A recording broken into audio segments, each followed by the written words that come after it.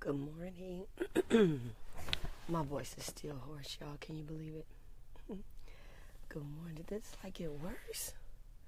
Let's try. Let's get deeper. Let's go deeper. Good morning. Good morning. Good morning. Hey, y'all. This your girl, Pastor Jew. Maybe it's the camera. I don't know. Oh, I think that might have been it. Hey, Glory. Good morning. Hey, Quinetta. I think my voice actually got worse. Devaney, good morning, everyone. This is your girl, Pastor Jew. Welcome to our early morning prayer live stream. Thank you for sharing out. Good morning. Y'all make sure when you come in, make sure as you join, you share with somebody, share with several people, wake some folk up, tell them to get up and join us on our morning prayer line, or our morning prayer live. Good morning, Glory. Good morning, Stacy. Hey, good morning. It's your girl, Pastor Jew, and we are day 10, day 10 of our prayer through financial breakthrough, praying through financial breakthrough. It's good to see everybody. Hey, LB, what's good morning. Hey, make sure y'all share with some folk, get them up. If anybody's borrowing money from you, you ought to send this to them, wake them up. Good morning, LaRonda. Hey, if anybody's asked you for a loan of any kind, you should share this with them because they might need a financial breakthrough. If anybody's been complaining about money around you lately, you might want to share this with them. There's all kinds of reasons why we might want to share this with somebody. So, yeah, make sure y'all are coming in. As you're coming in, thank you for the taps and the heart love. And also thank you for sharing out. So we are in day 10. We are in day 10 of praying through financial breakthrough. And to end lack, scarcity, and a poverty mindset. We are in day 10, praying through a financial breakthrough to end lack, scarcity, and a poverty mindset. I promise you today, I'm going to work on this lighting because it was good and then it went bad. Okay, that might be a little better. So anyway, I don't know. I don't know. I don't know how to make it better. So I'm not going to stress about it.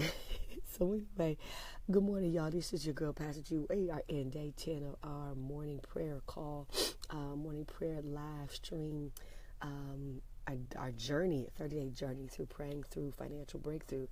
And this morning's lesson, you saw the scripture. This morning's lesson, you saw the scripture in the description. You saw the scripture in the description, and it talked about the Lord providing all of our needs, the Lord providing all of our need.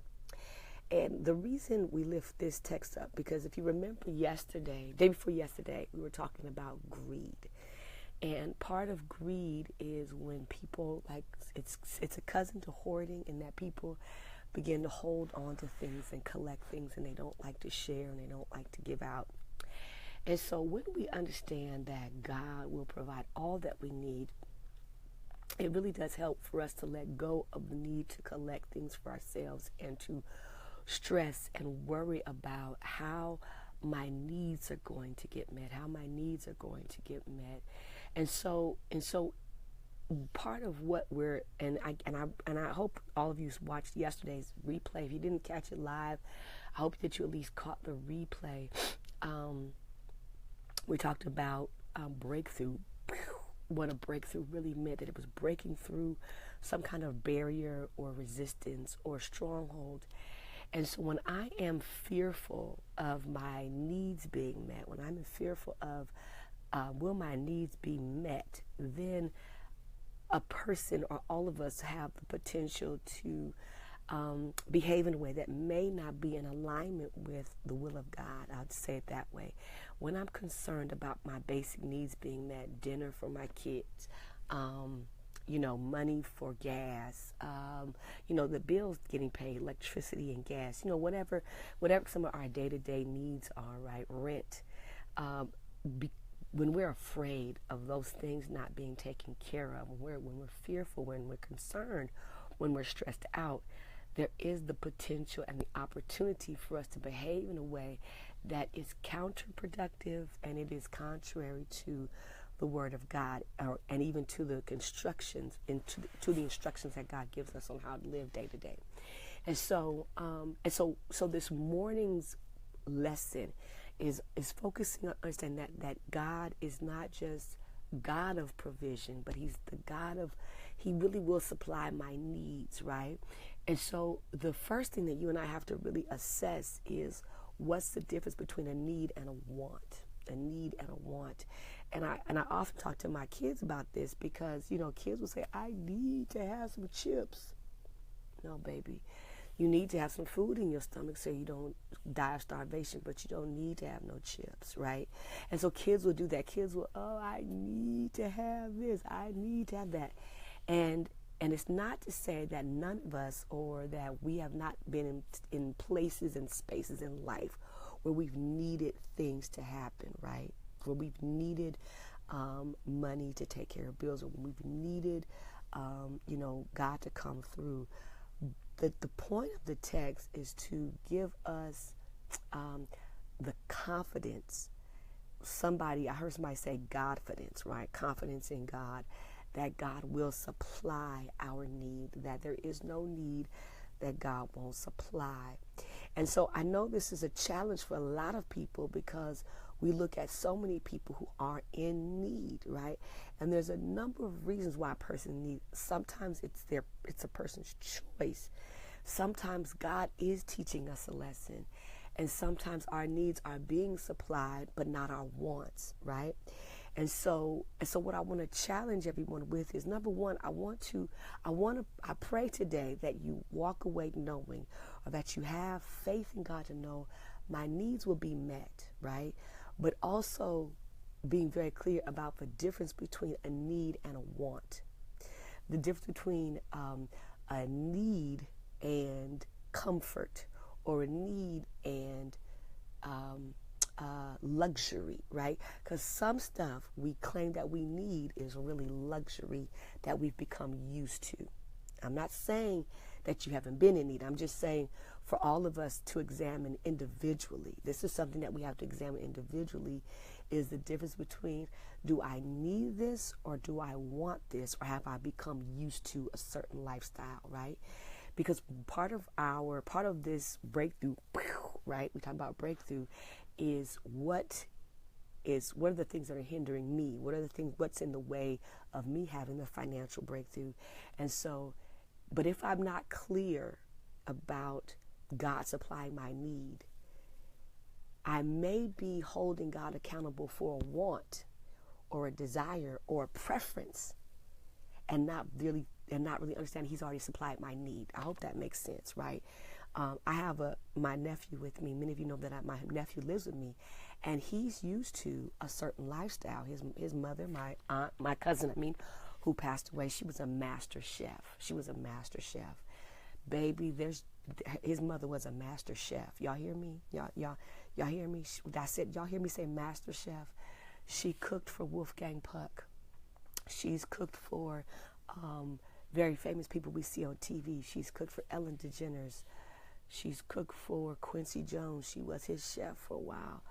I don't know, name some other people. Y'all hear me say she was a master chef, right? Guess who ain't a master chef?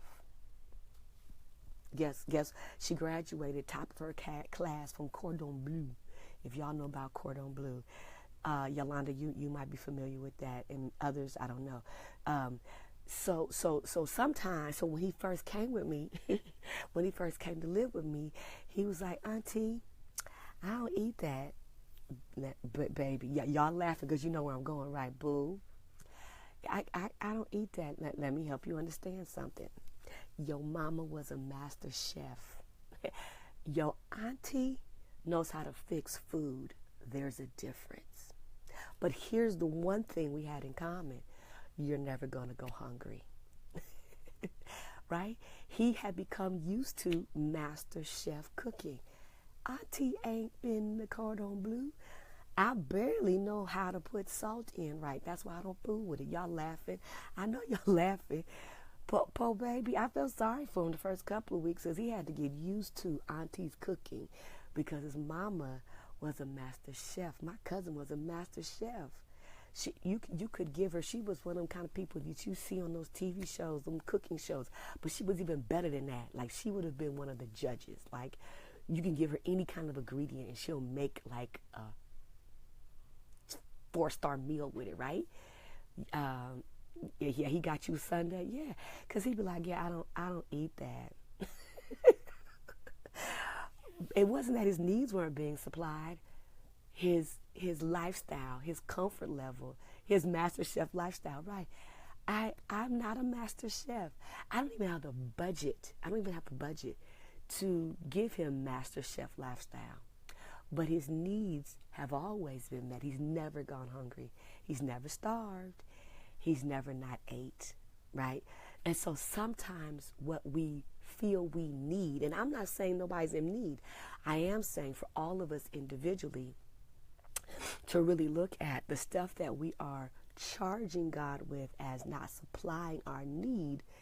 Is it a need, or is it a want, or is it something that we've become accustomed to? So I've had the privilege and the opportunity, and if you haven't traveled to third world countries or places of great poverty, I would invite you to put that on your bucket list before you hit 60. I would invite you to put it on your bucket list before you hit 60. Because here in America, and I've shared this before, there is a difference between abject poverty and lifestyle poverty. And a lot, not all, but a lot of what we whine and complain about is not real poverty.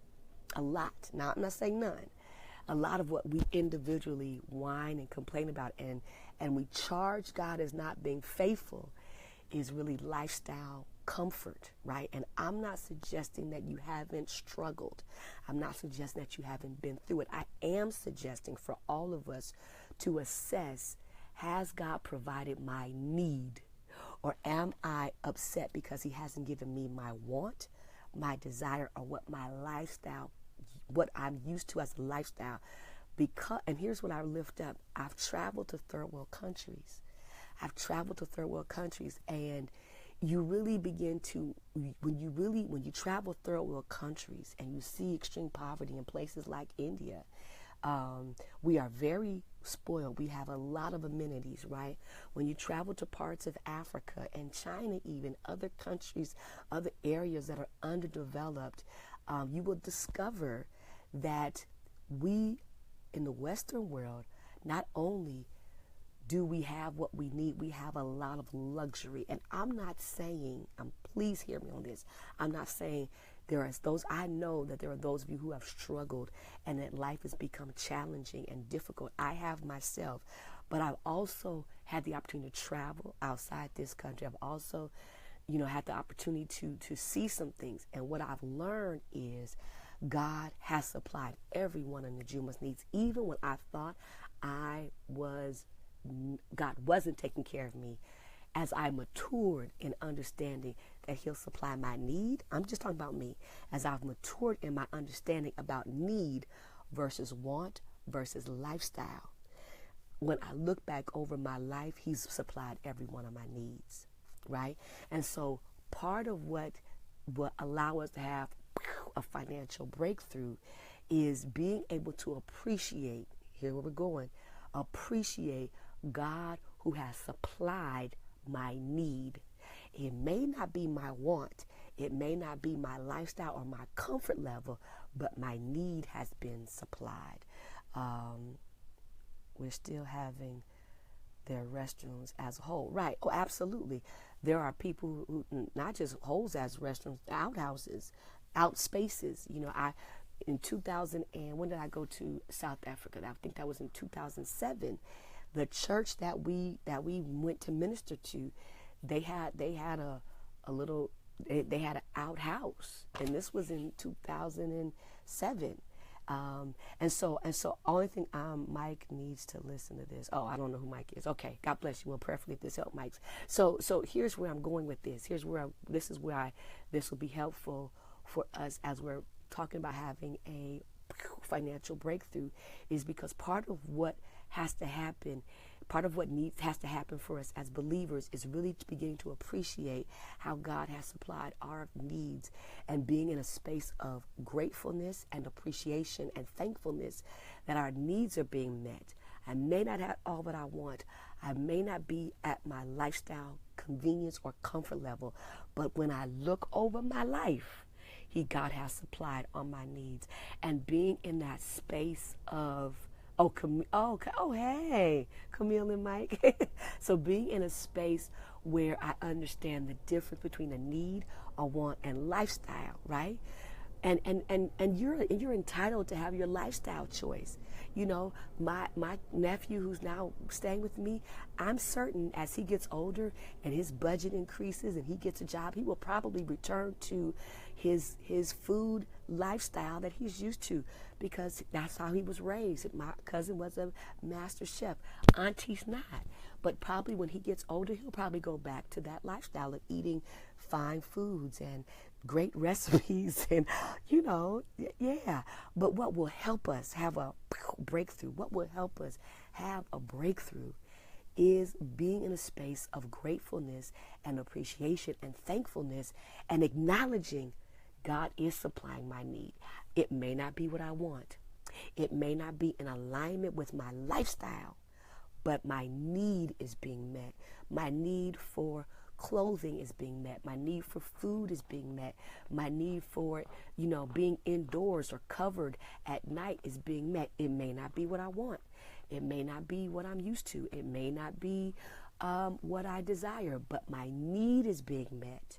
And again, this is an individual assessment, right? This is an individual assessment.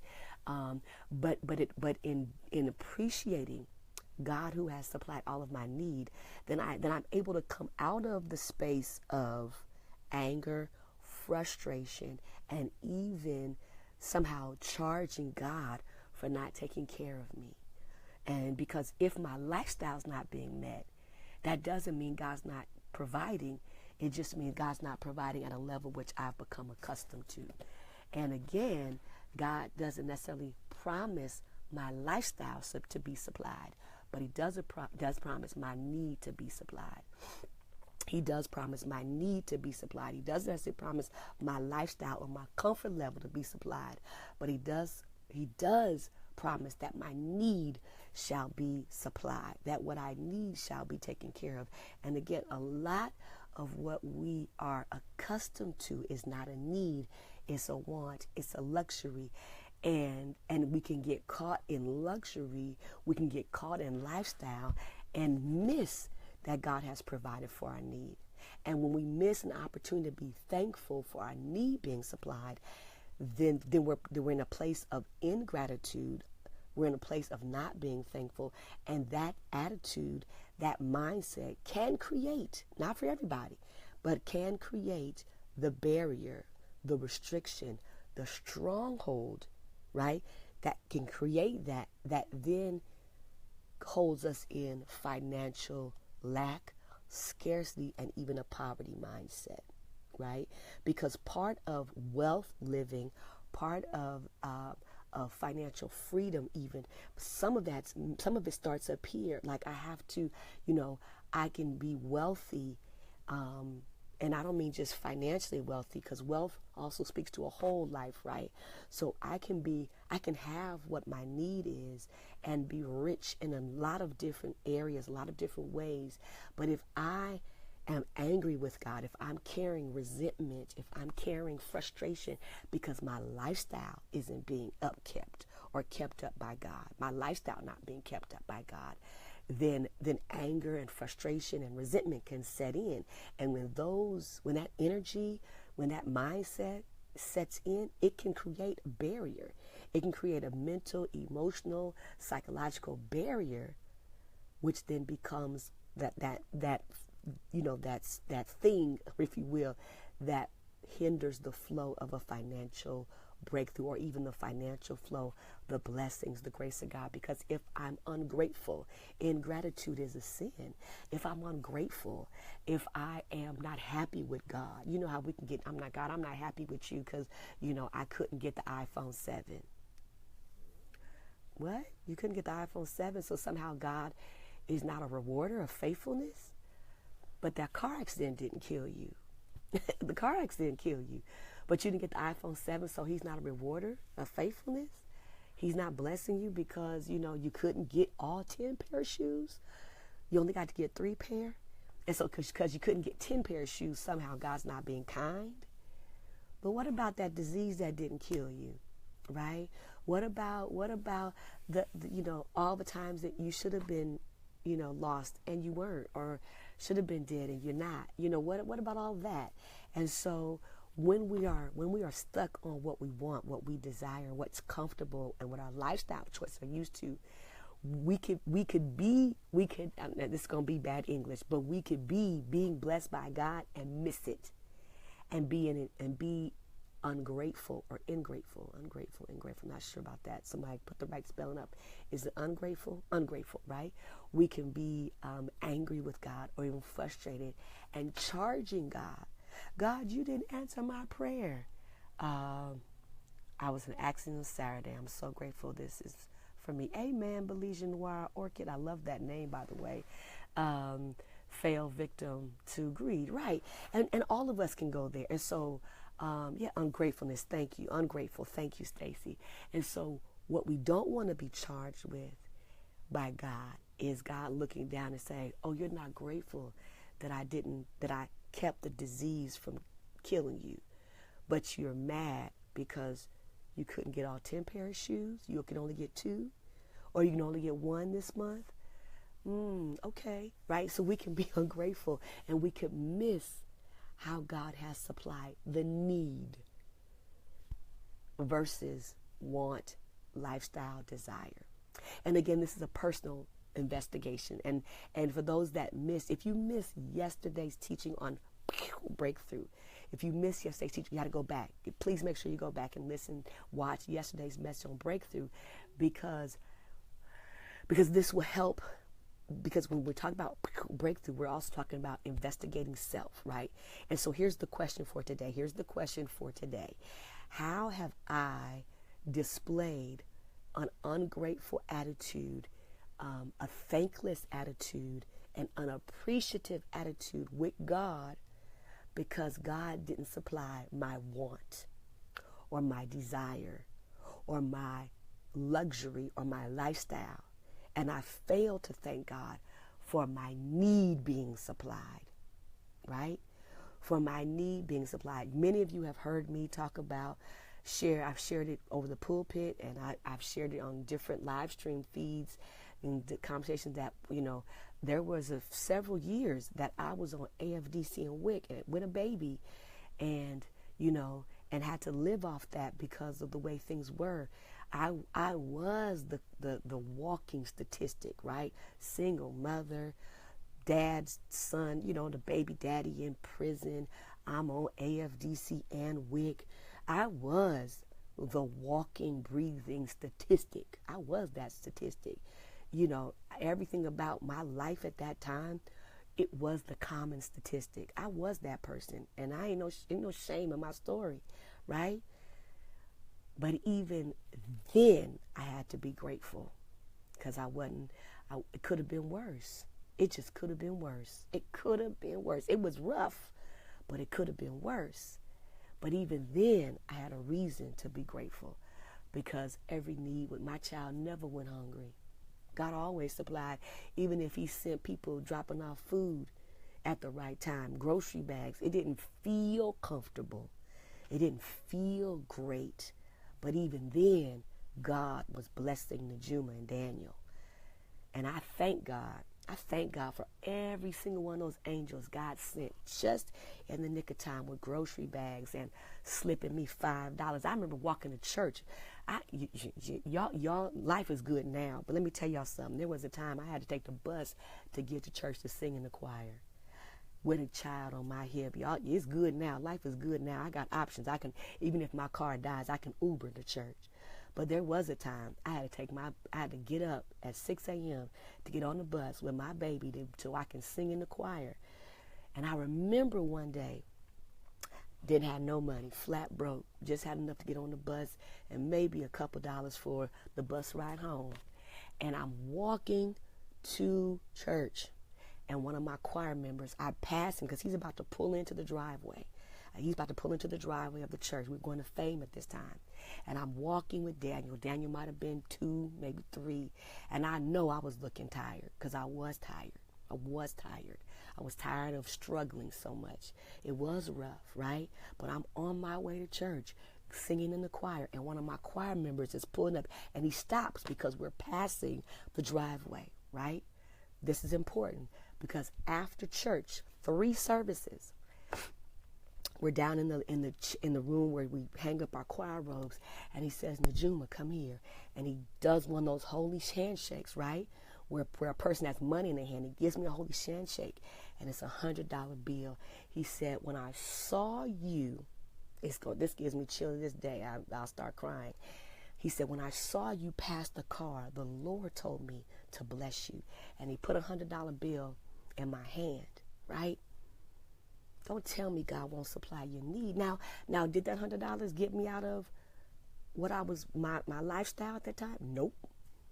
But my need was supplied because that $100 at that time was going to last me 3 weeks, y'all, because I learned how to stretch a dollar 2 days. I knew what to buy, what not to buy. So that $100 was like getting $1 million. That $100 that day was like getting $1 million. And I cried. I said, God, thank you. Thank you. Because when I look back over that time, I can't tell you the number of people God sent like that during that season. Now, if I was ungrateful, if I didn't realize God was supplying my need, it wasn't my want. Y'all see me now, you be like, oh, Pastor, she blessed. I ain't always been blessed like this. I'm blessed, but I was blessed then. Because I never went hungry. My kid never went hungry. We never had to wear dirty clothes. We never had to wear dirty clothes. But that's not because I had so much. It was because God supplied every need. God supplied every need. So I'm sharing with you all that even when our lifestyle is not kept up, even when our choices, our choice foods, our choice dining places, our choices, right? But I wasn't the only angel, Rachel. God sent angels. Let me tell y'all. But even then, I had to be grateful, right? And what I'm hoping that you get out of this morning's lesson is the difference between need, want, desire, luxury, and lifestyle, right? There's a difference. And we can become ungrateful. We can become thankless if we think that the need that's being supplied is not sufficient. Because it's not our lifestyle, it's not our choice, it's not our preference. And here's what I want to challenge you with. So really look at where you are today. I mean, really look at it. Has God supplied your need? And I'm not talking about preference or choice or luxury.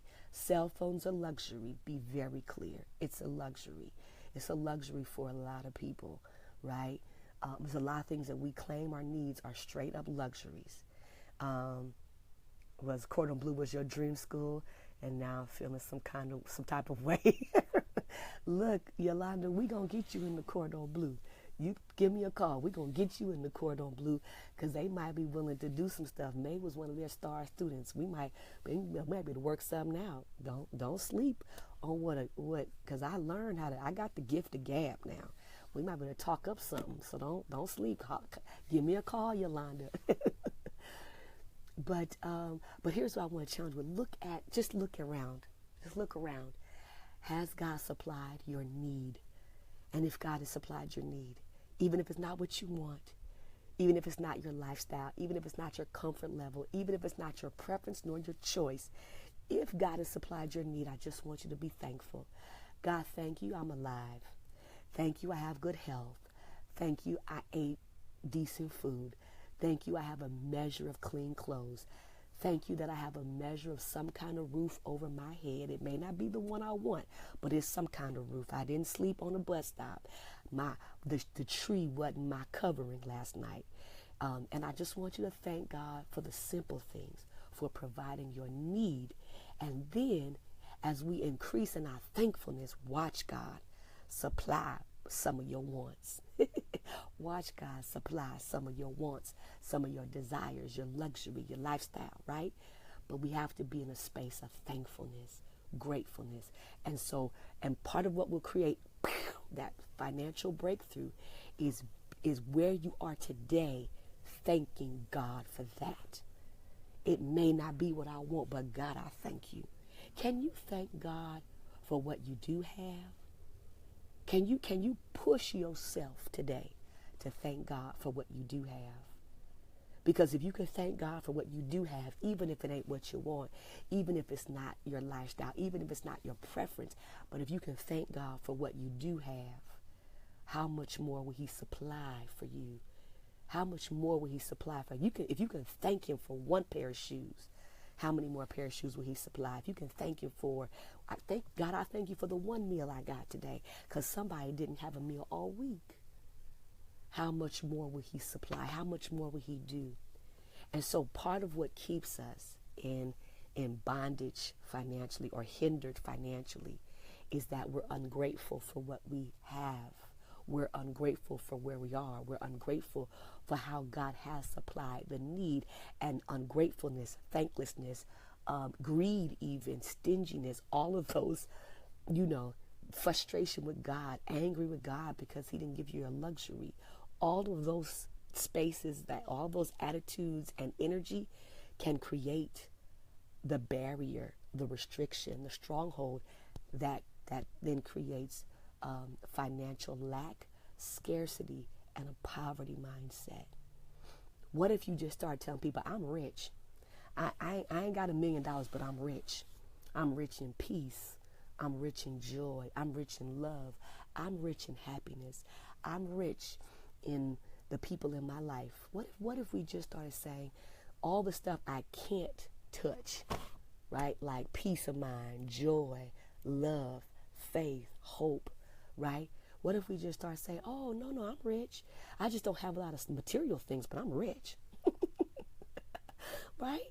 I'm rich. I'm rich in peace. I'm rich in joy, love. I don't know. Name some other intangibles. I'm rich. Yeah, I don't have 10 cars. I barely got one.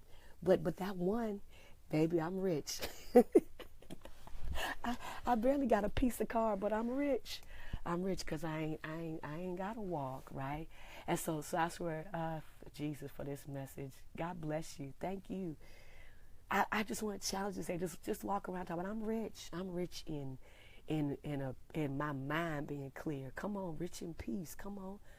I'm rich because I got somebody in my life that loves me. Do you know that there are people that don't have anyone to love them? I mean, of course, we know, esoterically in this kind of like broad abstract way, there are lovers of people, right? But there are some people that ain't got a boo. But you got somebody at the house that just looks at you every now and then and says, you know what, I like you a little bit. And there are people moaning and groaning for someone to look at them and be like, I like you a little bit. Come on, you ought to tell somebody I'm rich today. Even if you ain't got everything you have, I triple dare you to tell somebody I'm rich today. I'm rich. I'm rich. I'm rich in favor. You got favor. You got all you need. I'm rich in grace. I'm rich in mercy. I'm rich in, the blessings of God. I'm rich. And so let's begin to shift. Let's shift so we can have that financial breakthrough and break through the wall, break through the resistance, break through the restriction, break through the stronghold and the barrier that may be blocking the flow, right? That may be blocking the flow. Because let me just say this real quick. We gotta go. Let me just say this last thing. God does not promise to supply our luxury, but he does promise to supply our need. He doesn't promise to supply our luxury, but he does promise to supply every need. So look around your life today and declare, I'm rich for everything I do have, for everything I do own, for every way in which I got peace of mind, joy, and love of any kind. Then your declaration is, I'm rich. I'm rich. And that'll stop that poverty mindset. That'll put an end to that lack and that scarcity mindset. Amen. All right, y'all. I gotta go because I gotta get ready for our 6:30 prayer call. Our Tuesday morning 6:30 prayer call. And I know time is of the essence. All right, y'all. I love you. I'm out. Declare today, I'm rich. All right? You're rich in so much. Love y'all. Mwah. Peace. Bye.